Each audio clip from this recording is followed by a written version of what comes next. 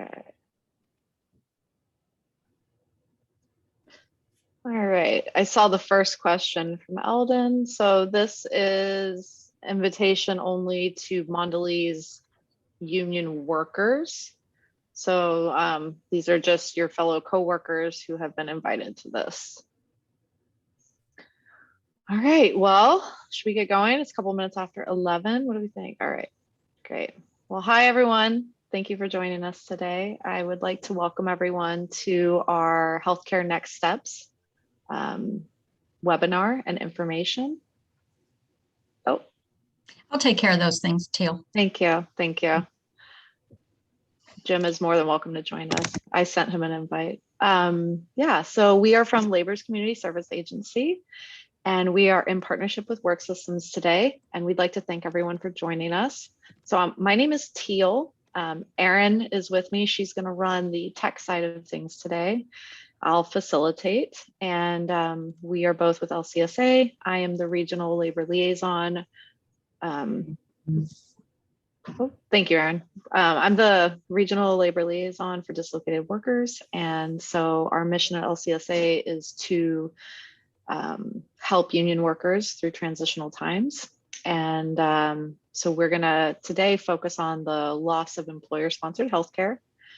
And that is a great segue into Michael. So we're going to introduce Michael, who is our guest today from the Oregon Health Insurance Marketplace. And we appreciate Michael taking the time to help us, especially under current circumstances where he is having to join us from his car, which we appreciate. And so we'll just give a quick disclaimer that his service may be a little spotty and he may have a slight delay, so just be patient.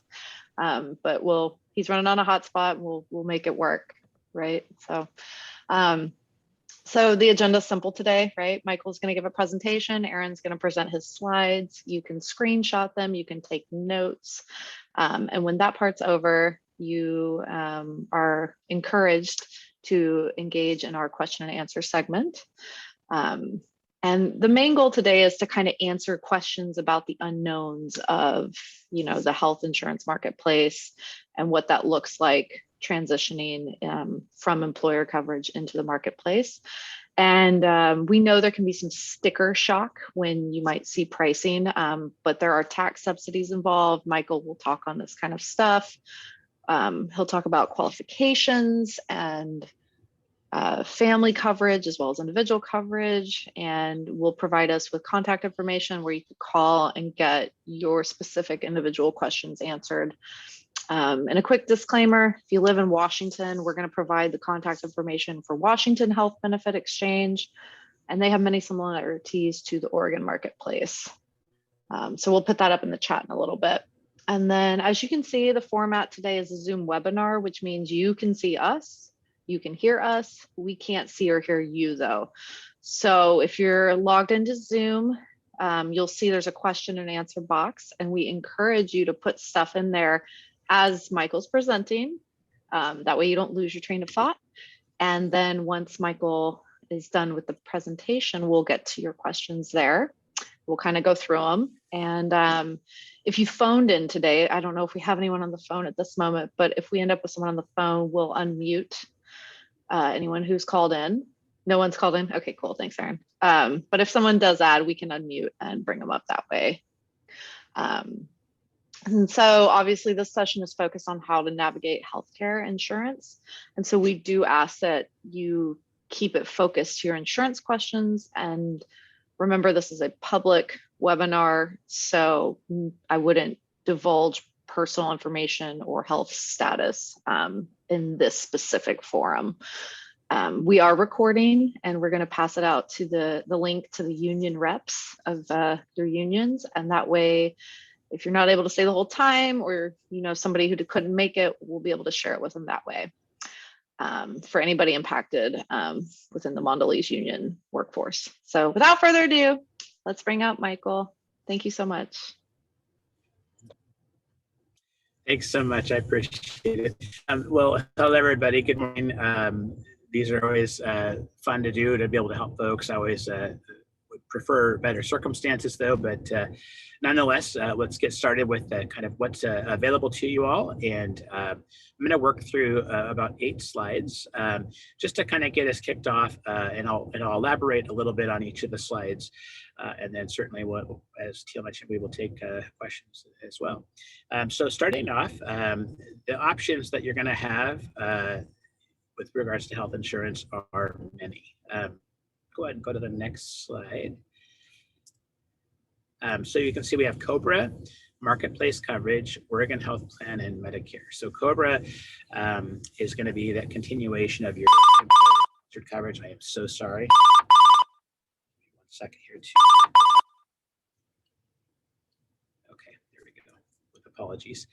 And my understanding is that many of you have actually taken advantage of COBRA, at least for the initial month after your employer coverage had ended. Marketplace coverage is going to be coverage through the health insurance marketplace. And so in Oregon, we do this at least through, at least with respect to the eligibility and actual application process. It's actually done at the federal level. So it's done through healthcare.gov. But as your Oregon marketplace, we're going to be the ones to help you navigate that process with any questions and actually connecting you with folks that can help you basically every step of the way to get actually applied for and enrolled into coverage. Marketplace coverage is also where you would go to find a private plan that would afford you the options of financial assistance. So it's based on your income, your financial situation, and your household size. So we'll talk a little bit more about that a little bit further on in. Oregon Health Plan is the Medicaid program in Oregon, and that's, of course, income specific as well. And then, of course, there's Medicare. Go ahead and go to the next slide, please. So first, with COBRA, might be familiar with it. It's the Consolidated Omnibus Budget Reconciliation Act. That's what's derived COBRA.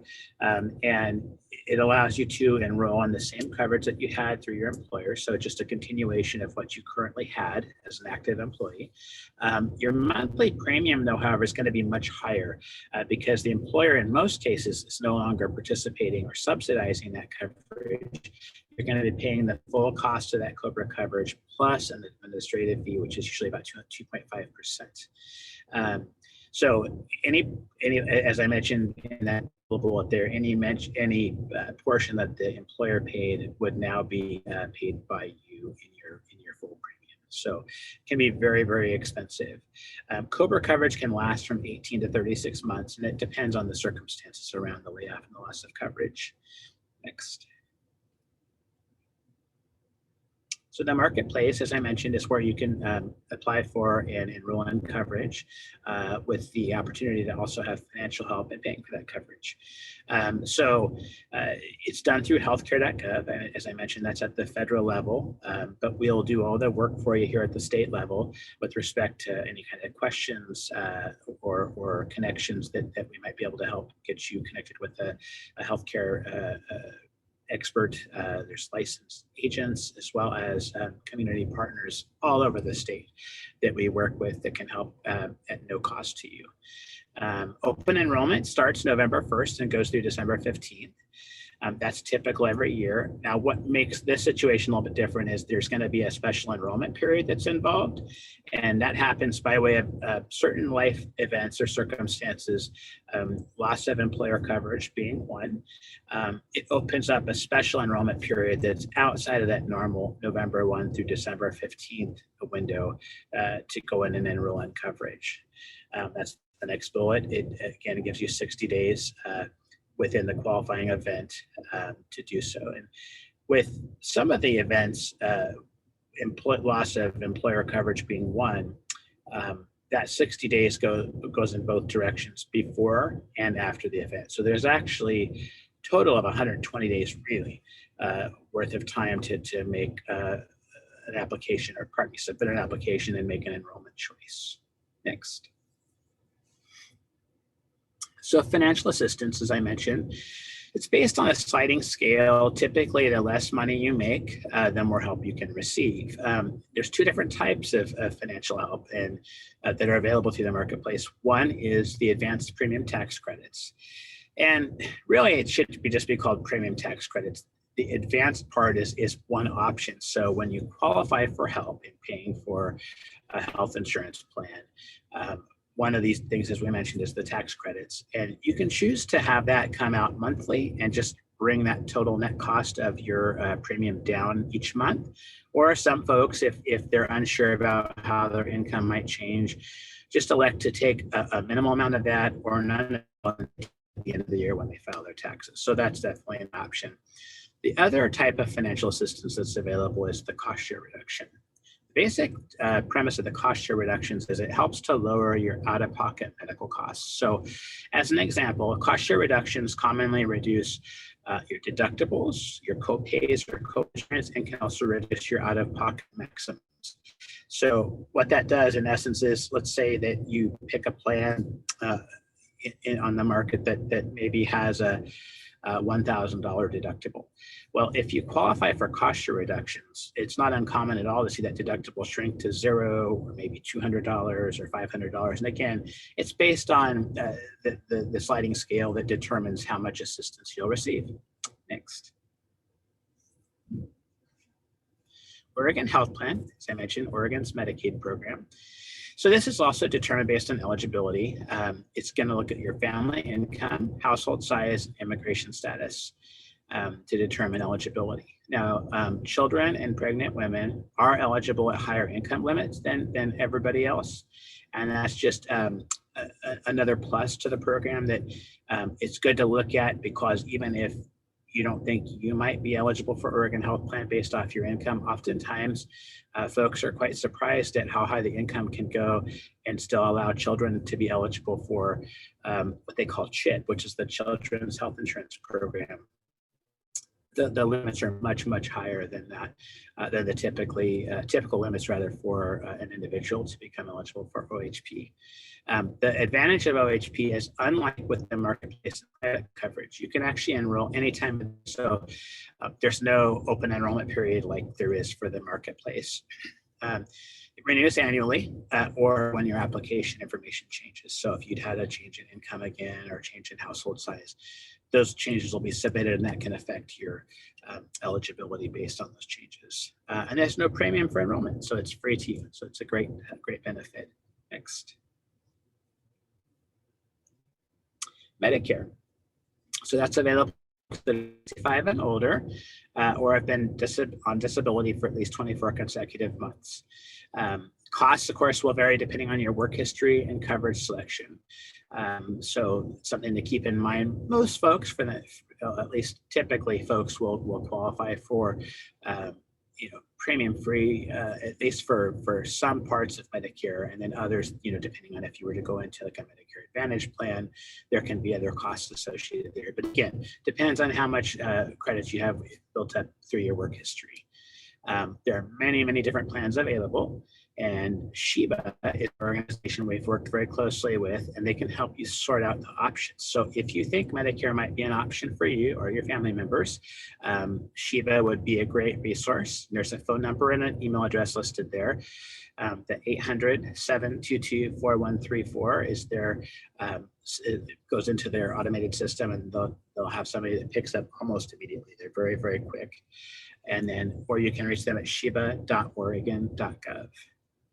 Next.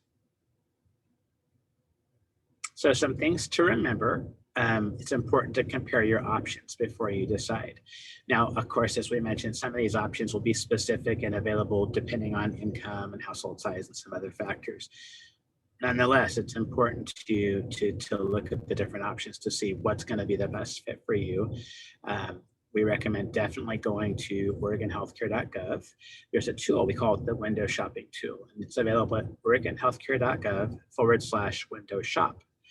And that allows you to find out what kind of financial assistance might be available to you. It also allows you to look through the different plans that are offered and kind of compare what you have available to you with what you currently have or had through your employer. It also lets you look at premiums and out-of-pocket costs and kind of compare to what you had, or if you don't have COBRA yet, what you would have offered to you that's available on your offer letter. Oregon Health Plan, again, can be applied for at any time. But again, going to OregonHealthcare.gov will also help you get a good idea as to if you might be eligible for OHP. And then keep in mind, there's a limited time to select an individual plan for COBRA. And that, again, is 60 days for both. And then keep in mind, you can find free local help at OregonHealthcare.gov. I want to elaborate a little bit more on that last one. So on our website, which is OregonHealthcare.gov, we have what we call the Find Local Help tool. And that's really where you're going to want to go to locate free help. There's a tool, I should say rather, on the tool, it allows you to enter in either your complete address or your zip code and what you're kind of looking for. So if it's Medicare help that you think you might want, or if you think you might help looking at the private plans through the marketplace or OHP, you can click it. They're just little radio buttons you can click, and then you'll hit submit, and it'll populate with a whole list of different agents or community partners that can help you. And a couple things I want to call out. If you see listings with a little sun icon that's kind of a yellow golden color, that just indicates that that partner, whether it's a community partner or a licensed agent, is a contracted partner with the state. And not that it doesn't mean they're necessarily better than other agents or partners, but it just means that they have a closer working relationship with us. So they're definitely a great resource to find assistance. And then, of course, you're always welcome to call us directly at the marketplace. You can reach us at 855-267. Oh my goodness, I'm gonna draw a blank. 3868, I believe, and I'll confirm that. You're also welcome to call me directly, and you can reach me at 503-956-3495, and I'm happy to help as well. So I guess if we want to go ahead and start with the Q&A, that would be great. But Teal, I'll leave that to you. That sounds good. Yeah. Thank you for all that information. I believe Aaron is going to put some of that into the chat. And Michael, what was your direct number one more time for people? Yes, 503-956-3495. Awesome. Thank you. All right. Yeah, of course.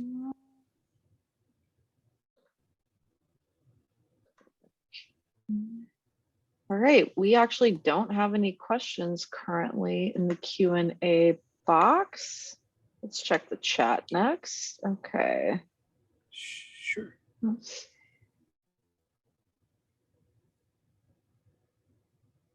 Hey, Aaron, if you want to re-enter, that looks like that is going to the hosts and panelists instead of everyone. Okay.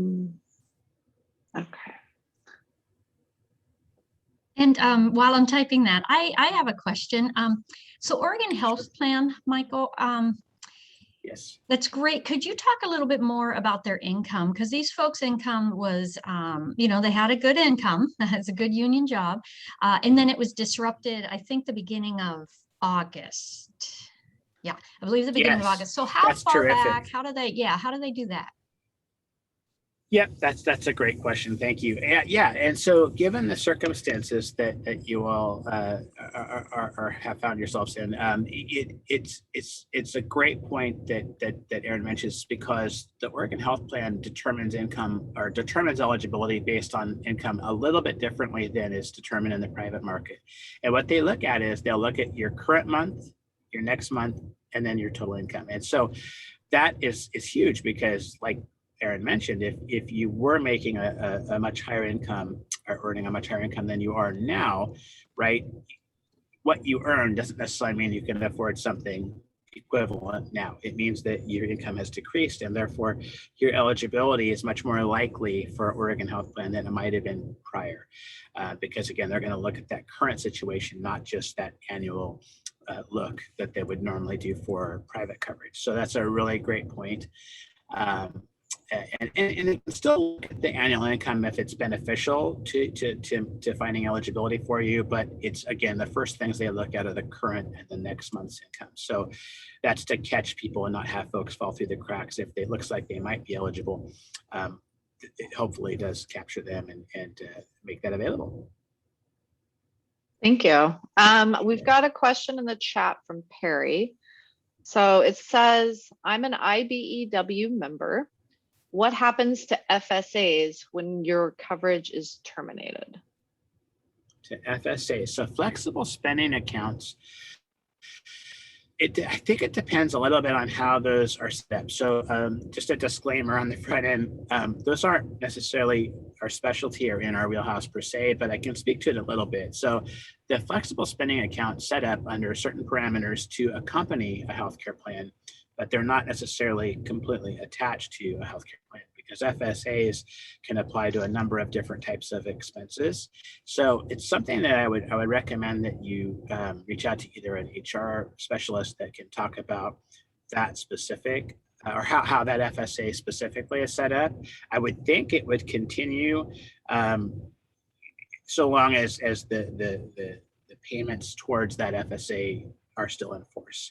But again, I think an HR specialist or somebody there with the company would probably be better equipped to answer that than myself. Right. We have a question from Bella. Actually, looks like there's a question and a follow-up, so I'm just going to read it straight through. Michael, can you talk about the tax credits? Specifically, one is given the choice as to whether you want to take all the credits offered or part of them. My initial thought was to take less than the credits offered in case we're back to work soon and have regular income again. So can you talk more about tax credits? Cool. Yep, absolutely. So again, yes, tax credits are based on gross annual income. That's modified. It's based on the modified adjusted gross income and your household size. So they'll look at that. They'll of course divide it by 12 and come out with what your monthly tax credit is to accompany your premium. Some folks, if they're uncertain about the forecast for their income, take less tax credit towards the premium and pay more themselves, with the idea that they can always capture that money when they file their taxes. It's totally up to you as to how much of that tax credit you want to apply to your monthly premium in an advanced form. So in a situation like this, where there's the potential that you might be reemployed here again, in a couple of months or even less potentially, that might not be a bad consideration. But it again depends on what's affordable to you, right? So because at the end of the day, it's the design is to make a health plan that might not be affordable more affordable with the tax credits. So I hope that helps answer. But please follow up again if there's something I missed in there. Okay, so I have a comment. I'm not so sure it's a question from Eldon. It says, I'm on unemployment currently, and my wife is on Social Security, and we were declined for having too high of an income. I don't have a question. It's more of a. Yeah, that's unfortunate. And again, they look at that modified adjusted gross income. So it's hard to say if it's just the unemployment insurance and the Social Security that's making you ineligible, or if there's something else in there that they're considering. But I, certainly happy to follow up offline as well if you wanted to have a conversation, if there's anything I can do to help, or certainly connect you with one of our licensed agents that kind of our boots on the ground experts that can look at all those details as well. And it again doesn't cost you anything. Looks like Bella's hand. Yeah, we can unmute you, Bella. Hi, thanks so much. I just wanted to follow up on my tax question because it was easy. It's easier to ask verbally than write it out. So my initial thought was to do exactly what you described, Michael, which is to take less than the tax credit, since the labor dispute is an unknown. If my husband, he's the union member. If he goes back to work before the end of 2021, then just take the rest of the deduction on when we file our taxes. However, when I looked this up online, it sounded like there is some forgiveness on this tax credit if you legitimately take it like we all would be this month under unemployment or no income, and then your income changes later in the year, say December, to go back in, that you would not actually have to pay back, say, that last bit of credit, that there is some forgiveness on that. So then I thought, well, it seems like it'd be wiser to maximize and take the tax credit while we are eligible. Do you have any comments or thoughts about that? Well, I know there is some forgiveness or some wiggle room with respect to the cost share reductions. I'd have to look a little deeper at that with respect to the tax credits. Again, because they look at it on an annual basis and not a monthly basis, typically it's fairly black and white as far as, you're eligible for said tax credit and you've used, whatever portion of that tax credit, then if there's an overage, then that's money due to you in the form of that credit when you file your taxes. If there's underpayment, then that there's additional money that might be billed to you in your taxes. So I can check and see if it's possible that there's something within the American Rescue Plan that was recently passed that covered that. I didn't see that. I wasn't aware of that specifically, but I'll be happy to research that and get an answer back to Aaron and Teal, and that could be disseminated out to the group if that would be helpful. Sounds good. Thank you. It's very general information, so thank you. Teal, Bella, may we find which union you're with? Because we will get that information to your union rep. Or your husband, I should say. Yeah, my husband's here. International Union of Operating Engineers. Great. 701. Would you type me your phone number in a private chat so I can give you a call? Sure. Okay. All right. Thank you for that. It's like the chat, we don't have anything. We'll go back to the Q&A box.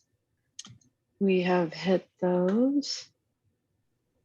Something I had thought about too with, this current situation that we're speaking to, it could update at any time. And so if these workers do get reemployed and come back and they get their employer covered healthcare again, how does that work for canceling whatever they may set up? Yeah, that's a terrific question. So there's a couple of ways to look at that. So first, if you're currently on COBRA coverage, while, as I mentioned, COBRA coverage can be certainly more expensive than your employer coverage was when it was sponsored, it can have its benefits. And this is one of those areas where it does have a benefit and it's distinct. And the reason it has it is because if you're maintaining that coverage even through COBRA, if you were to come back into an active employed sponsored insurance situation, then likely all the monies that you've paid towards deductibles, out-of-pocket maximums would continue to carry over.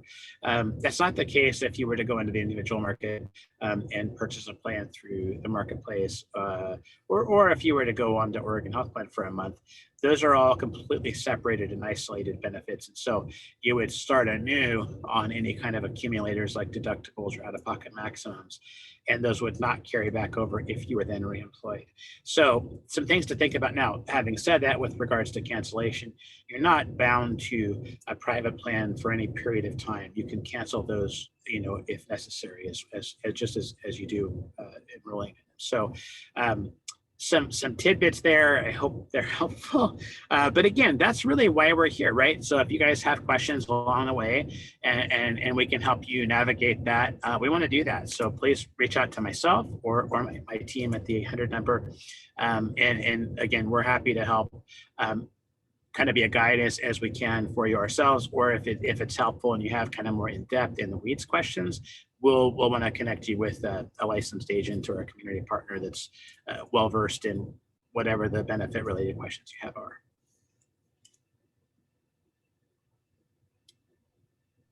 I appreciate that because I'm sure that's something on people's minds. This is kind of Sure. an ever evolving situation these workers are in. And Yep. so I appreciate you speaking to that. Something just popped up. Is this the appropriate forum for our company coverage ending 8/31/21 versus 9/31/21? Erin, do you have any insight on what that?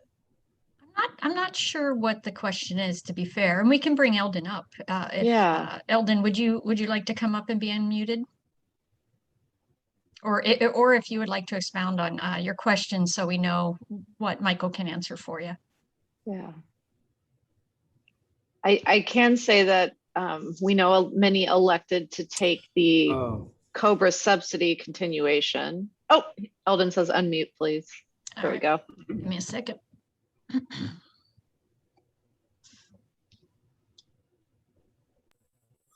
Yeah, my question is, originally they were going to maintain our company insurance until September 31st, but they decided to stop it at August 31st. And I'm not sure if this is the appropriate forum to discuss that, or if you would be involved in that in any way. I think what we're talking about here is that all the unions move forward to getting their folks on the American Rescue Plan, the ARP Cobra continuation plan, which is you should have received the paperwork already. If you haven't, reach out to your union rep. You fill that out, you send it in, and the American Rescue Plan actually covers 100% of those Cobra fees.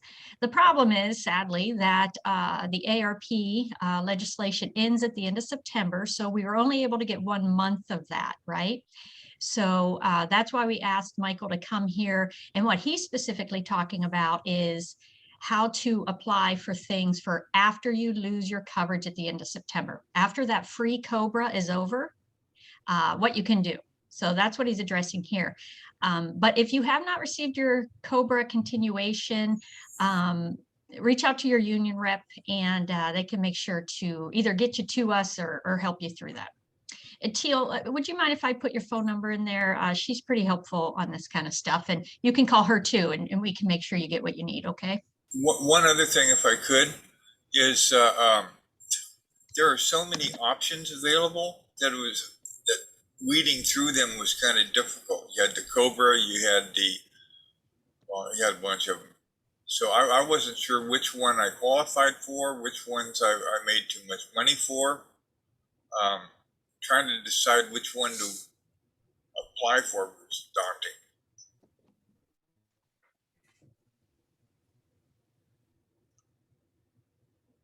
Yeah, we totally understand that.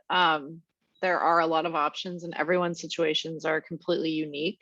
And so I think the best thing to do is to call and get an expert on the phone, whether you call Michael directly or call the 800 number we put in the chat, because everybody's circumstances and health status is unique. And I do know if you're 65 or older, Medicare is going to probably be the top option. But I don't know if that's applicable to you. But if that is, if people are 65 and older, that's kind of where you should probably start. Michael, feel free to jump in if I'm incorrect on that. no, you're spot on, Teal. Yeah, for sure. If it's something that you're eligible for, by far the option, not just because financially it would be the best option, but the benefits typically are richer than you will find on the private plan. And in addition, if you're eligible for Medicare, and I'm not a Medicare expert, so just a disclaimer on the front end, but if you are eligible for Medicare and choose not to elect it, if you have employer coverage, that can buy time, but there's actually a penalty. if you're eligible for Medicare and don't accept it for a period of time, it can end up costing you more on the back end. So another great reason, if there's any kind of these question marks, I think we definitely want to get you connected with one of our experts. And they're just, I'm not kidding, they're absolute rock stars. They are amazing human beings, and they're just so much even better than I am as far as the details that we want to make sure that we capture so that there's nothing left on the table. And when you call one of the experts, they're going to ask you a bunch of questions to really understand your situation, understand the needs and the current health status of you and or family members you're looking to enroll in plans. And so getting that individualized, specific to you advice and kind of building the plan that works best for you is going to be a great option.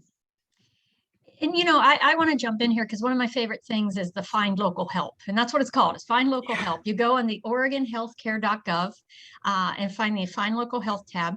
And just to let you know that you don't pay them anything. They're not making commission. They're paid by, I don't know, some state people, some higher ups, right? But you do not pay them. And they are not running on commission. They are simply there to guide people like you through the very complex system of health insurance, right? So you go to OregonHealthcare.gov and look for the Find Local Help button. Anything I missed there, Michael? Nope, you're perfect. And it's right at the top banner. I think it's the second or third option, Find Local Help. Click on that. Again, it'll open that window for you to put in your address or zip code. And again, you're kind of looking for, I would say in this case, an agent, just because there's such a wide range of potential options. Certainly our CPs, our community partners, are fantastic as well, but a lot of them won't cross over into Medicare or necessarily have as deep a reach into the private market. So definitely, though, if you get in there and have any questions, again, feel free to reach out to myself or my team, and we're happy to help.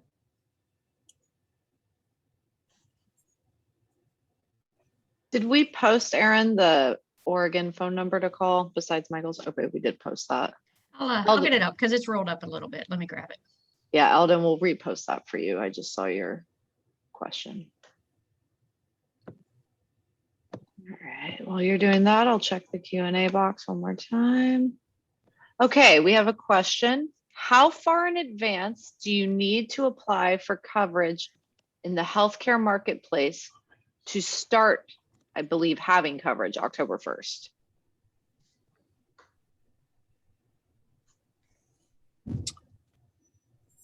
I'm so sorry, Teal. I kind of missed the first part of that question.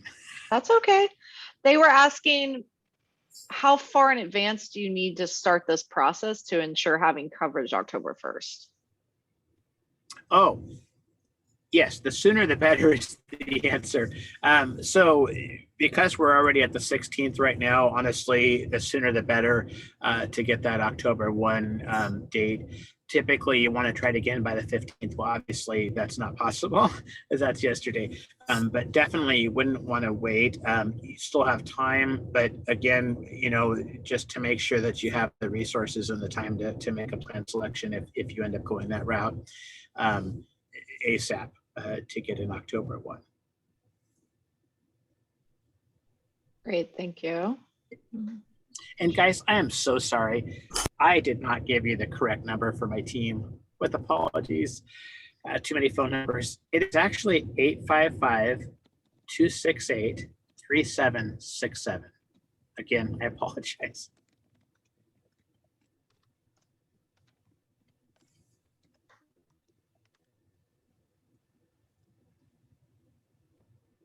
Perfect. Thank you.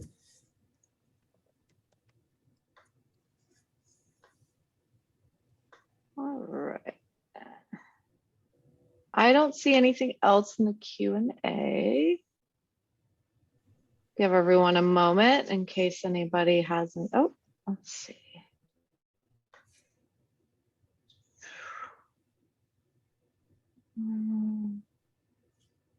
So that number is. Check that number again. I'll repeat it one more time, Eldon. Yeah. Michael. Yeah, it's 855-268-3767. All right, Eldon, did you catch that? It's 268.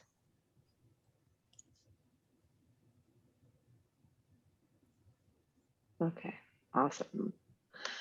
All right, let's see. Nothing else in the Q&A box. The chat we have cleared out. Erin, do you feel like we're good to conclude? And boy, thank you, Michael, for Yes. the things going on in your personal life to still jump Yeah. on in and be so amazing. So thank you. And thank you Sure. for providing direct contact information. So as Oh, people revisit this recording or think more about what's going on with their own personal situations, they can reach out to you. So that's just such a wonderful resource you've provided. So thank you. yeah, All absolutely. right, I'm just gonna do one more check. All right, we're looking good. Okay, I think we can conclude on behalf of LCSA and Work Systems. Thank you for joining us today. Thank you to Michael, our guest of honor. And thanks for joining us on such a stressful personal day. But we really appreciate your knowledge and guidance and information and the resources that you provided today.